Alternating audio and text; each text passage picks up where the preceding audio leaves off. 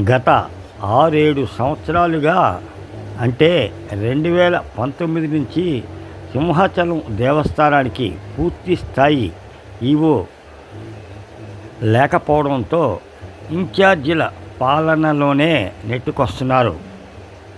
గొప్ప విషయం ఏమిటంటే 2019 నుంచి ఇప్పటి వరకు 16 సార్లు ఈవోలను మార్చారు.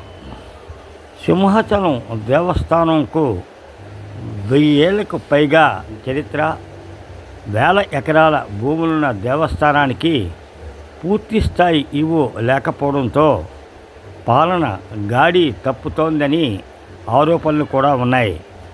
ఉత్సవాలు జరిగే సమయాల్లో కూడా భక్తుల సేవల్లో కూడా ఇబ్బందులు తలెత్తుతున్నాయి. అలాగే పూర్తిస్థాయి ఈవోలు లేకపోవడం వలన దేవస్థానంలో జరగవలసిన అభివృద్ధి పనులన్నీ కుంటుపడ్డాయని విమర్శలు లేకపోలేదు. అలాగే ఉత్సవాలు జరిగే సమయంలో ప్రమాదాలు కూడా చోటు చేసుకున్న సంఘటనలు కూడా నెలకొన్నాయి. ప్రస్తుతం విశాఖ అసిస్టెంట్ కమిషనర్గా ఉన్న సుజాత పూర్తిస్థాయి అదనపు బాధ్యతలతో ఈవోగా కొనసాగుతున్న విషయం తెలిసిందే.